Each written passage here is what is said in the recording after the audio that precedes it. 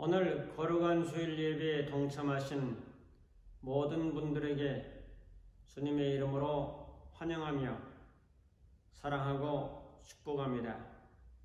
오늘은 잠언 15장 13절 말씀을 살펴보겠습니다.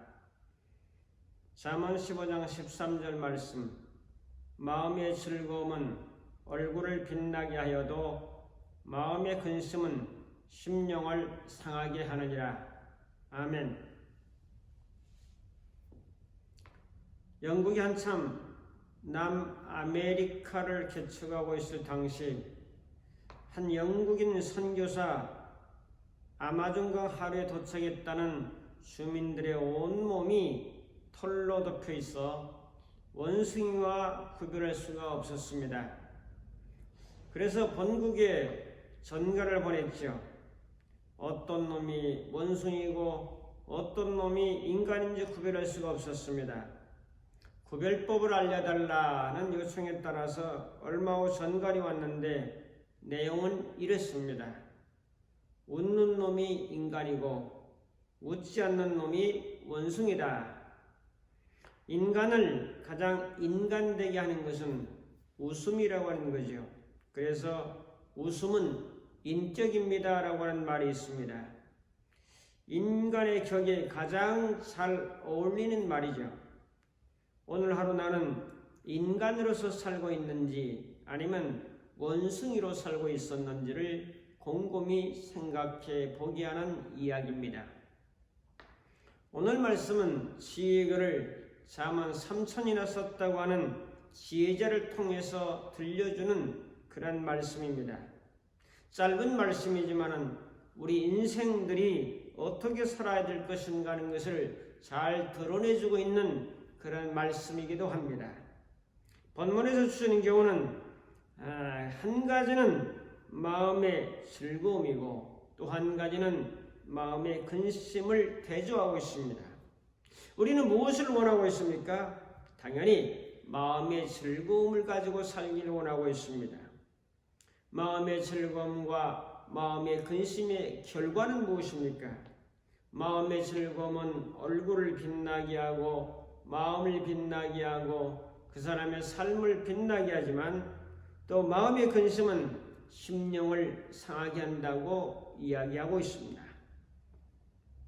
오늘의 말씀을 통해서 적용적인 면에서 좀 예를 좀 많이 들면서 살펴보고 주님의 음성을 들으면서 같이 우리는 순종하며 믿음의 발걸음을 한 걸음 한 걸음 옮겨서 오늘 우리도 진정 즐거운 마음으로 살기를 원하는 마음으로 이 말씀을 드립니다. 오늘의 말씀의 제목이 감정의 온오프입니다. 감정을 켜기, 감정을 끄기. 어떤 감정은 켜야 되고 어떤 감정은 꺼야 될까요? 첫 번째로 살펴볼 것은 즐거운 마음의 스위치를 켜고 살아라.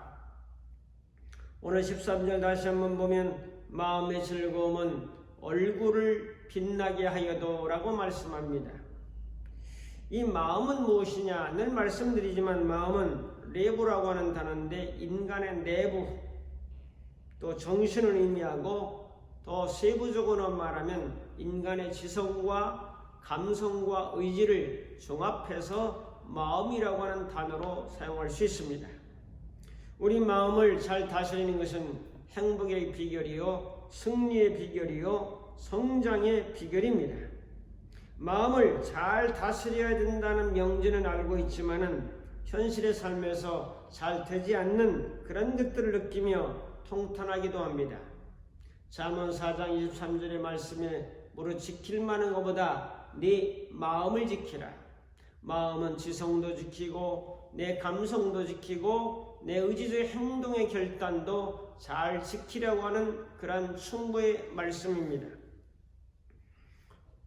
하나님을 사랑하는 것도 시작이 바로 마음에서, 성공도 마음에서, 승리도 마음에서, 실패도 마음에서 이루어진다는 사실을 성경은 교훈해주고 있습니다. 마태복음 22장 36절 이하에 한 사람이 선생님 율법 중에 어느 계명이 큽니까? 라고 질문합니다. 예수님께서 이르시되 내 마음을 다하고 목숨을 다하고 뜻을 다하여 주 너희 하나님을 사랑하라. 이것이 첫째 된 계명이요 둘째도 그와 같으니 내 이웃을 내 자신같이 사랑하라. 이웃과 내가 동일시되는 내 자신같이 사랑하라는데 어떻게 나와 같은 맥락에서 보라는 거죠. 이 두 계명이 율법과 선지자의 강령이라고 말씀해주고 있습니다. 우리 마음의 스위치가 몇 개입니까? 오늘 본문에서는 마음의 스위치가 2개라고 말씀하고 있습니다. 즐거움의 스위치를 켜고 살 것인가, 근심의 스위치를 켜고 살 것인가, 긍정의 스위치를 켜고 살 것인가, 부정의 스위치를 켜고 살 것인가, 이것이 문제입니다. 성경은 우리에게 무엇을 가르쳐주고 있습니까? 즐거움의 스위치를 켜고 살아라. 즐거움은 뭐길래 이 스위치를 켭니까? 즐거움은 마음이 만족스럽고 유쾌하고 기쁜 뜻을 가지고 있습니다. 즐거운 마음, 기쁜 마음을 선택하라는 거죠. 얼마나 좋습니까? 어느 날 공자가 노나라의 태산으로 가는 도중에 들판에서 한 노인을 만났습니다. 그 노인은 이웃 사람들과 함께 고구마를 먹으면서 검은고를 이제 즐겁게 켜면서 노래를 부르고 있었습니다. 공자가 노인에게 다가서며 물었습니다. 노인장, 무엇이 그리도 즐겁습니까? 노인은 스스로 즐거움이 당연하다는 듯이 대답합니다. 첫째, 나는 매우 즐거운데 이 세상에서 가장 귀한 것이 사람인데 사람으로 태어나 사는 것이 즐겁소. 둘째는 이렇게 노래를 부를 수 있도록 건강한 것이 즐거움이요. 셋째는 가난하지만 작은 것이라도 이거 고구마라도 나누면서 살아갈 수 있다는 넉넉한 마음이 즐거운 것이 아니겠습니까? 여러분, 일반적인 세상 사람들도 이렇게 살아간다면 믿음의 사람은 하물며 어떻게 살아가야 되겠습니까? 예수님 우리와 함께 하시죠. 십자가 피와 부활로 말미암아 의롭다 하시고 하나님의 자녀로 만들어 주셨죠. 하나님의 나라 천국에 갈 수 있는 자격을 얻었죠. 하나님을 아버지라고 부르죠. 등등 우리에게는 얼마나 기가 막힌 선물을 받고 있는지, 즐거워할 것들이 얼마나 영적으로 많은지 몰라요. 우리처럼 즐겁게 살아야 될 사람이 없을 정도입니다. 가장 신나게, 신명나게, 기쁘게 살아야 될 사람들이 하나님의 자녀라고 저는 믿습니다. 성경은 즐거운 마음으로 살라고 권면합니다. 주님의 권고를 진정, 진리로, 참으로, 생명으로 받아들여야 합니다. 긍정을 바라보면 부정이 보이지 않습니다. 부정을 바라보면 긍정이 보이지 않습니다. 여러분, 물리학에서 상부성의 원리가 있습니다. 노파가 보이면 아가씨가 안 보이고 아가씨가 보이면 노파가 안 보입니다. 뇌파도 전자기파이기 때문에 동시에 두 가지를 보지 못합니다. KBS와 SBS나 MBC를 동시에 보지 못한다는 거죠. 행동은 환경, 어떤 행은 머리가 아닌 상황을 바라보는 시각에서 결정됩니다. 행복은 스스로 결정하고 선택하고 찾아가는 여정입니다. 실패는 더욱 더 배우라고 하는 하늘의 기원이기도 합니다.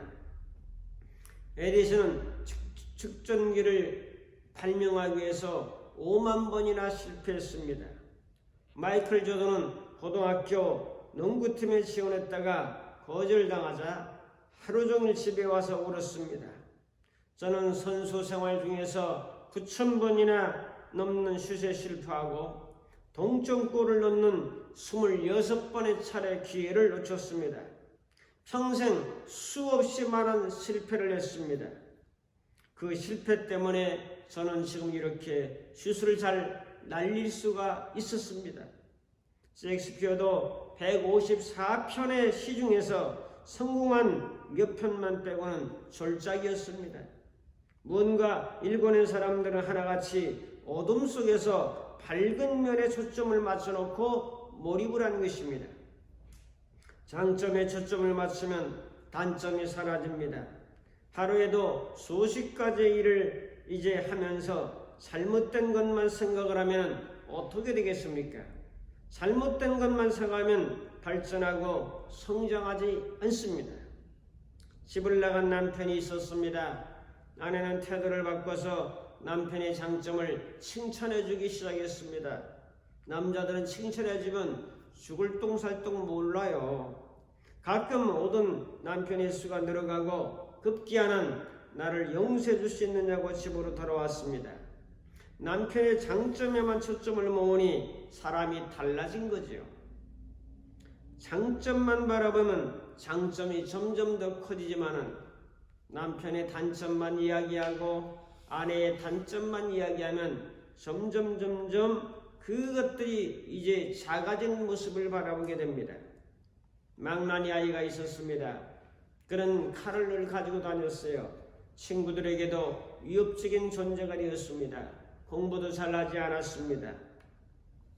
유리창을 깨고 늘 문제아로 지적됩니다.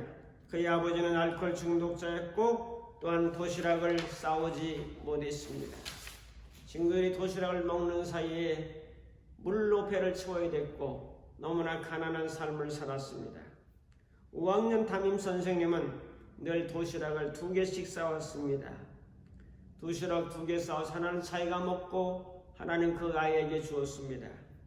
6개월쯤 하고 나니까 아이가 변하기 시작합니다. 선생님, 네가 바라는 것이 무엇이지? 학생 말하기를 선생님이 제 아버지였으면 좋겠어요. 그러다가 친구가 끄적거리는 것을 보고 그림에 소질이 있다는 것을 발견했습니다. 선생님은 넌 미술에 소질이 있구나 하는 이야기를 가끔 들려주었습니다.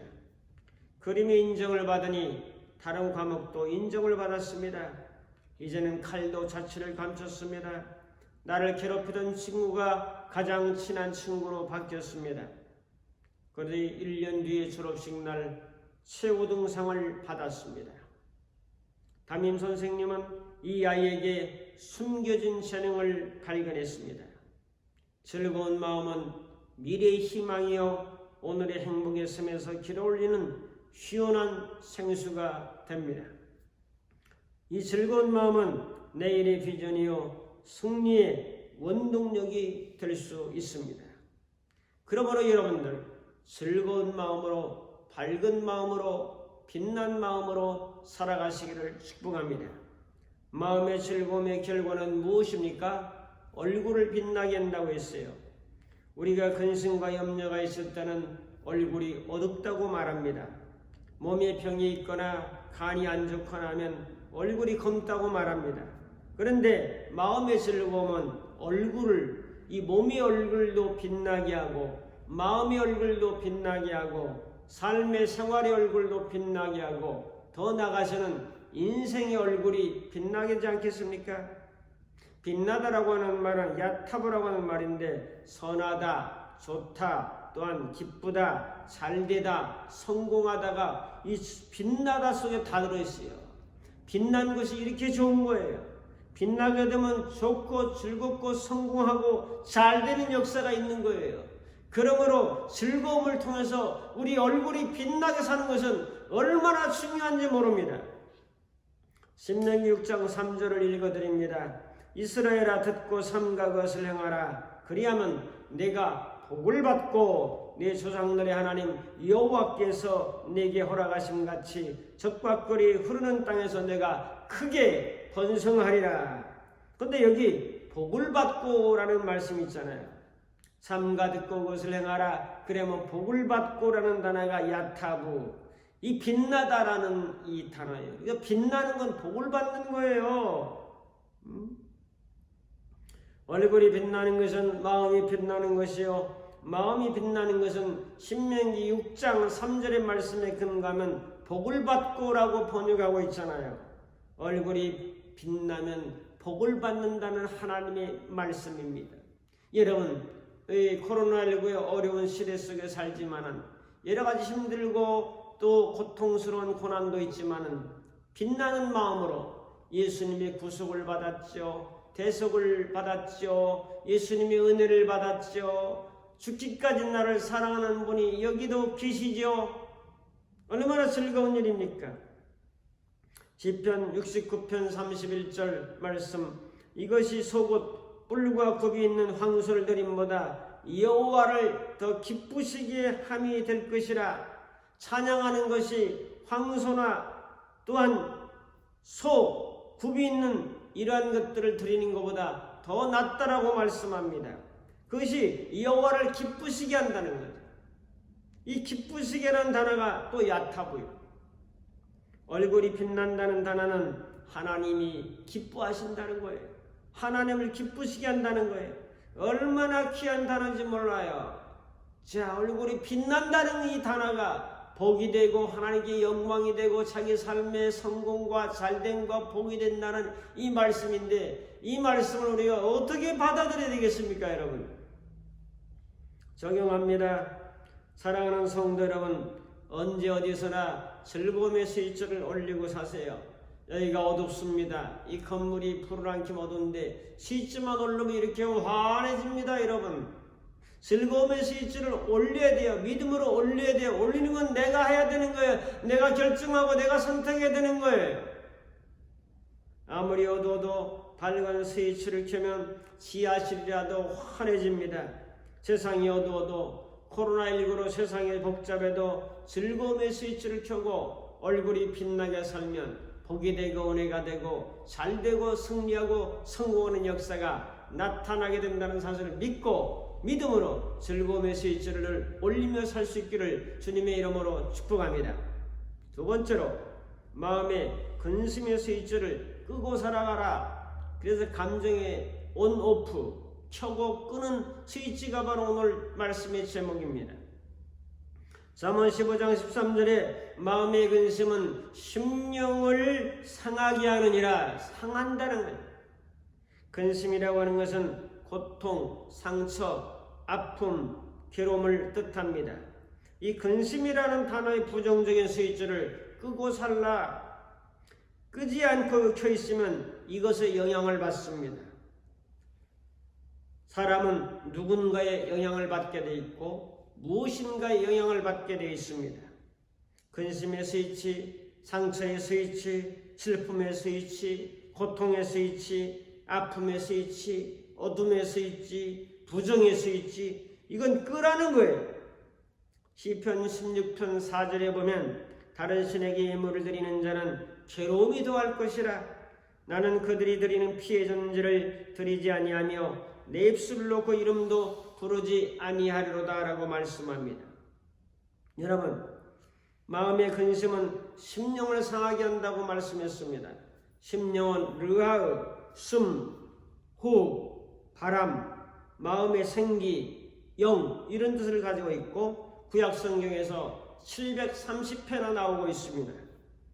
호흡, 바람, 숨이 있는 것을 바라보면서 이 영이라고 하는 르하흐라는 단어는 바로 우리의 호흡을 주관하고 관장한다. 바람 같다. 하나님의 사람은 어디서 왔다 어디로 가는지 바람 같다라고 말씀하잖아요. 자, 우리의 호흡의 숨을 불안정하게 만드는 것이 근심의 스위치를 켜는 거예요. 여러분, 근심하게 되면 기본적으로 나타나는 것이 호흡이 불안정합니다. 건강이 가장 기본은 호흡이요, 산소 공급입니다. 병든 자, 근심하는 자, 염려하는 자, 상처가 있는 자, 슬픔이 있는 자는 호흡이 일정하지 않고 호흡이 불안정합니다.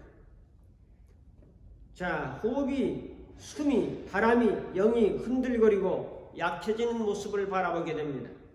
호흡이 깊어야 안정되게 되고 힘이 있게 되는 것입니다, 여러분. 근심하게 되면 심령이 상한다고 했는데 영이 상하고 마음이 상하고 감정이 상하고 호흡이 상한다고 말씀합니다. 자, 상하다라고 하는 단어는 맞은, 상처받은, 또한 괴로워하는 그런 뜻을 가지고 있어요. 자, 상한 것은 맞았을 때 몸이 상하잖아요. 또 상처받았을 때 몸이 상하잖아요. 또 괴로워할 때 몸이 상하잖아요. 마음이, 호흡이 맞는 것 같이 힘들다는 거예요. 우리가 몸의 컨디션이나 이런 것들이 좋지 않을 때 온몸을 매로 맞은 것 같이 힘들다고 하잖아요. 그게 상한 거예요. 가볍지 못하고 무겁고 힘든 것을 의미합니다. 몸에 상처가 나면 얼마나 쓰라리고 찌르는 고통 때문에, 통증 때문에 힘들어합니까? 이것을 마음으로 연관하면 돼요. 몸이 고통스럽고 통증이 있고 아픈 것처럼 내 마음이 고통이고 통증이 있고 아픔이 있다. 마음의 근심은 이런 통증과 아픔을 준다는 거죠. 여러분들이 살아오시면서 많은 근심이 우리를 찌를 때가 있습니다. 마음의 아픔, 마음의 통증, 마음의 괴로움이 있었을 것입니다. 마음의 아픔을 오늘 영적으로 표현하고 있는 거죠. 잠언 17장 22절에 보면 마음의 즐거움은 양약이라도 심령의 근심은 뼈를 마르게 하느니라. 심령의 근심은 마음을 마르게 하고 인생을 마르게 하고 삶을 마르게 하는 거죠. 우리는 그런 면에서 부정적인 생각을 버려야 됩니다. 근심의 생각을 버려야 됩니다. 부정을 생각하면 긍정이 나타나잖아요. 사람은 동시에 두 가지를 생각을 못하고 나간다죠. 그러므로 부정적인 생각 꺼버리기, 이게 중요해요. 부정적인 스위치를 꺼버리기, 근심의 스위치를 꺼버리기. 제이스군은 물리점수가 B학점이 나왔습니다. 화가 나서 물리교사를 부칼로 찔러버리고 말았습니다. 하버드에 가려고 했던 꿈이 B학점이라는 이 한 과목 때문에 하버드 대학을 가지 못한다는 부정적인 생각에 이런 일을 저질렀습니다. 부정적인 감정에 휩쓸리게 되면 인생을 망칩니다. 인생의 실패자가 됩니다. 인생의 낙오자가 됩니다. 그러므로 부정적인 감정은 NO! 즐거운 얼굴을 빛나게 하는 마음은 YES! 근심의 생각은 부정적인 생각입니다. 산악계나 생존에만 집착하는 우리 뇌의 편도체라고 있습니다. 아미그달라라고 말하는데 편도체는 분노, 슬픔, 절망, 공포 등으로 부정적인 그런 감정에 불을 댕기는 것이며 끄기도 하는 것입니다. 편도체는 생존에 대한 두뇌를 가지고 있어요. 편도체 분리법을 보면은 유쾌한 감정, 어떤 사람이 나를 인정해주고 칭찬해주고 또 높여주면 육체로 인해서 점점 더 가까이 지내고 싶은 마음이 있고, 또 불쾌한 감정이 있습니다. 위험이 닥치고 뭐가 잘 안 풀리면 불안하게 느껴지는 그런 상태입니다. 불쾌로 나타나면 위험 신호를 켜서 분노나 공포나 부정적인 감정을 일으키도록 하는 것이 뇌의 편도체입니다. 편도체는 부정적인 감정을 끄기도 하고 켜기도 하는 몸의 뇌의 일부입니다. 내 정신연령은 5세라는 말이 있습니다. 5세는 기억 전환의 나이라고도 합니다. 아무리 학식이 높아도 분노나 절망이나 증오의 감정들에서 벗어나기는 힘들어요. 부정적인 마음에 해제 신호를 줘야 됩니다. 이 스위치를 꺼야 됩니다. 친구에게 전화가 왔습니다. 너희 남편하고 어느 여인이 호텔에서 나오는 걸 봤다라고 전화가 왔어요. 자기가 분명히 목격했다는 거예요. 이 여인은 불안하고 남편을 증오하고 근심이 찾아오고 이럴 수가 있는가 분노가 일어나기 시작했습니다. 나중에 동생한테 전화가 왔습니다. 언니, 어제 형부가 어제 호텔에서 저녁 사줬어. 여인의 분노가 말끔히 사라져버리고 말았습니다. 여인은 마음에 해제 신호를 준 것입니다. 사람들의 감정을 5세 아이로 봐줘야 된다는 그런 말이 있습니다. 봐주는 것만으로도 빨간불이 꺼집니다. 5세 이후에 그 감정의 스위치 온오프, 스위치를 오프 스위치 꺼야 된다는 거예요. 부정적인 감정이 일어날 때 이것은 부정적인 분노야, 불안이야, 스트레스야. 제3의 눈으로 객관적으로 바라보면서 편도체 부정의 그 불을 꺼버리는 이 선택과 결정이 믿음 안에서 중요하다는 거죠. 보존적인 감정은 90초 정도 시간을 끌고 있다고 하죠. 부정적인 감정은 내 생존을 위한 겁니다. 위험이 오니까 부정적인 생각이 오고 불안이 오죠. 공포가 오죠. 존재를 인정하고 따뜻하게 받아들이라는 것입니다. 두뇌야 고마워 라고 인사하고 그러면 평화가 찾아옵니다. 부정적인 감정을 주시하는 것만으로도 부정적인 생각은 90초가 지나면 해결된다는 거죠. 부정적인 감정의 자연 수명은 90초라는 거죠. 그러므로 참을인자 3번이면 살인도 면한다고 하는 얘기가 부정적인 감정이 극도로 올라왔을 때 조금 인정해주고 그걸 잘 바라보고만 있으면, 바라보지 않고 부정적을 원인을 제공한 상대를 바라보니까 내 부정적인 감정, 그 감정을 바라봐야 되는데 이 내가 왜 이렇게 부정적이고 분노하고 불안해하는가 그 옷의 감정, 아이 감정을 바라봐야 되는데 이 부정적인 감정을 일으키게 하는 원인 제공을 한 저 사람에 대해서 분노하기 때문에 우리는 대상을 잘 못 보고 있는 거죠. 나를 먼저 봐야 되죠. 화가 일어나면 90초만 참으십시오. 90초가 넘었거든 소용이 물러가렴. 이렇게 내가 열낼 필요가 뭐가 있는가? 이렇게 분노할 필요가 뭐가 있는가? 사람들은 90초 연장을 해요. 자꾸 꺼버려야 되는데 연장을 하니까 이게 되겠습니까? 여러분, 억누른다고 다 되는 건 아닙니다. 억누르면 오히려 병이 됩니다. 대부분의 정신질환자들은 부정적인 감정을 억압하는 데서 시작합니다. 싫다는 생각부터 모두 떨어내도록 해야 됩니다. 현수는 아이가 있는데 엄마는 늘 잔소리를 했어요. 그럴수록 성적은 점점 떨어졌습니다. 엄마와 화해한 다음에 현수는 밝아졌고 공부도 재미있고 성적이 점점 올라갔습니다. 거울처럼 비춰지면 저절로 커집니다. 한강다리에서 투신하려고 하는 젊은이가 있었습니다. 30분째 경찰과 대치 중입니다. 아무리 설득해도 안 됩니다. 적도 전문가가 나왔어요. 젊은이의 감정을 거울처럼 받아주는 거예요. 장사에게 잘린 것, 아내는 친정집으로 가버린 것, 얄팍한 친구들에게 외면당한 것, 거울처럼 밀로 효과라고 해서 그대로 인정해주니 그는 자살을 포기했습니다. 바로 이것입니다. 거울처럼 상대방의 감정을 받아주면 됩니다. 나도 상대방의 말에 반박하지 말고 거울처럼 그냥 비춰주기만 하면 됩니다.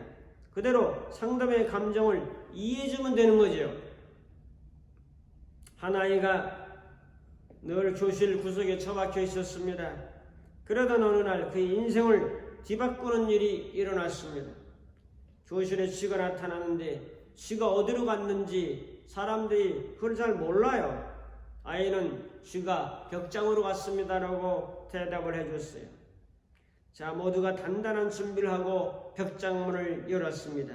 그리고 마침내 쥐를 잡았습니다. 선생님은 말하기를 너에게 놀라운 능력이 있구나. 네 귀는 정말로 특별하구나. 이 한마디가 인생을 바꿔놓았습니다. 그는 갖고 있는 유일한 장점을 살렸는데 그가 바로 스티비 원더라고 하는 세계적인 팝 음악가가 되었습니다. 내 귀가 탁월하구나 이 말 한마디. 빌 게이츠가 직원을 뽑은 원칙은 학력이 아니라 창의력이었습니다. 그는 능력 보상제를 사용해서 2년 내에 2,000명이나 백만장자를 만들었습니다. 노벨상 25명 받은 사람 중에서 미국에서 인류대학을 나온 사람은 8명밖에 되지 않습니다. 여러분, 어떤 사람이 성공하는 사람입니까? 에너지가 높은 사람입니다. 근심하는 스위치를 켜면 에너지가 낮습니다. 얼굴을 빛나게 하고 즐거운 마음은 에너지를 높입니다. 에너지라고 하는 것은 인간 활동의 근원이 되는 힘, 또한 전기, 원기, 또한 정력 이런 것을 의미합니다. 에너지가 높을 때 어떤 때입니까? 즐거울 때, 근심할 때는 낮아지죠. 성령의 9가지 열매는 전부 에너지가 높은 거예요. 여러분, 하나님의 나라는 먹고 마시는 것이 아니라 의와 평강과 희락이라고 로마서 14장 17절에 말씀하고 있습니다. 성령님이 오시면 우리에게 강력한 능력으로 임했습니다. 초대교회의 승리의 비결은 성령님의 은혜와 능력이었습니다. 이들에게는 강력한 은혜가 나타납니다. 사망의 세력에 도전장을 낸 사람들입니다. 오그라진 팔을 가진 장애인에게 펴지라고 명령을 합니다. 슬픔의 한을 가지고 기쁨을 노래하는 그런 사람도 있었습니다. 허무의 독을 깨고 파천왕이 되어서 웅지의 노래를 부를 수 있는 그런 사람, 비탄의 눈물이 흐르는 짠물이 입술로 흘러들어올 때 혀를 굴려 그 짠맛을 맛본 자는 진정 기쁨의 노래를 부를 수 있을 겁니다. 죽음으로 사랑을 항변하라. 몸에 찌르는 고통이 있어야 진정 아픔을 딛고 올라오는 연두색 새싹을 볼 수 있지 않습니까, 여러분? 가장 약하게 얻어맞고 뺨을 맞고 채찍을 당하며 또한 신배통을 나오면서 골고다로 끌려가는 연약한 모습 속에서 진정 강함이 있다는 눈을 열어야 됩니다. 성도 여러분, 고통을 선택하고 어두운 터널을 걸어가십시오. 긴긴 터널 속에 진정 찬란한 태양을 볼 수 있는 그날이 여러분 앞에 전개될 겁니다. 안일무사를 저주하십시오. 얼음장 밑에서도 고기는 숨쉬고 있습니다. 여러분의 몸에 찬물을 견디시고 영화의 추구의 속에서도 당당히 일어나서 세상을 향해서 노래하고 세상을 향해서 선포하고 즐거움을 가지고 얼굴을 빛나게 하는 삶을 살라고 그렇게 살아가야 될 것입니다. 장애물과 기회의 차이는 무엇입니까? 그것은 우리의 태도입니다. 모든 기회에는 어려움이 있으며 모든 어려움에는 기회가 있습니다. 아무리 환경이 어려움에 닥쳤다 할지라도 나의 태도와 자세와 선택과 결정이 중요합니다. 인생을 숫돌에게 비유할 수 있습니다. 숫돌이 여러분을 갈아서 없애느냐? 내가 바로 숫돌을 잘 각도를 맞춰서 갈므로 나를 은인하게 하고 날카롭게 해서 정말 좋은 도구로 만들 것이냐는 것은 바로 우리들의 선택입니다. 여는 바람을 등지고 나는 것이 아니라 바람을 안고 날아갑니다. 비판이라는 거센 세력이 몰아닥친다 할지라도 우리는 거기에 굴하지 말고 우리의 웅지의 뜻을 가지고 하나님이 함께하는 능력과 은혜를 가지고 나가야 될 것입니다. 여러분, 또 조그만 땅을 가진 가게가 있었습니다. 가게 문을 닫게 생겼어요. 이제 삥삥삥 땅을 팔려도 안 파르니까 삥삥삥삥 돌려서 이제 큰 마트를 세웠습니다. 자, 선생님의 땅을 안 팔리면 이 삥 돌아서 마트를 짓겠습니다. 진짜 지었어요. 새로운 경쟁자들이 이제 많았습니다. 마침내 큰 백화점이 이 작은 소매점 양옆에 들어졌습니다. 곳곳에 대오픈이라고 써 있습니다. 이제 이 가게는 망할 수밖에 없는 상황입니다. 그러자 이 사람은 가게 위에 큰 현수막을 내거는 것으로 대응했습니다. 거기에는 정문 이렇게 써 있었습니다. 이 가게를 통과해야 저기에 들어갈 수 있는 것처럼 정문이라고 써놨어요. 여러분, 오늘 말씀을 정리하면 즐거움의 스위치는 ON, 켜고 근심의 스위치는 OFF, 꺼버리고 여러분의 스위치는 어떤 스위치를 올리고 있습니까? 기도하겠습니다. 고마우신 주님, 감정의 스위치, 즐거움의 스위치, 얼굴을 빛나게 하는 스위치는 잘 켜게 하시고 또한 근심의 스위치는 꺼버리며 살아가는 결단과 선택과 믿음의 사람이 되도록 인도하여 주옵소서. 예수님의 이름으로 기도하옵나이다. 아멘. 축도합니다. 이제는 우리 주 예수 그리스도의 무한하신 은혜와 하나님 아버지의 극진하신 사랑하심과 성령님의 감화 감동 인도 충만 교통하심이 감정이 좋은 즐거움의 스위치를 켜고 살기로 결단하는 모든 심령들을 머리머리 위에 저들의 가정과 섬기는 교회와 이 나라의 민족 위에 이제부터 영원토록 함께 있을지어다. 아멘.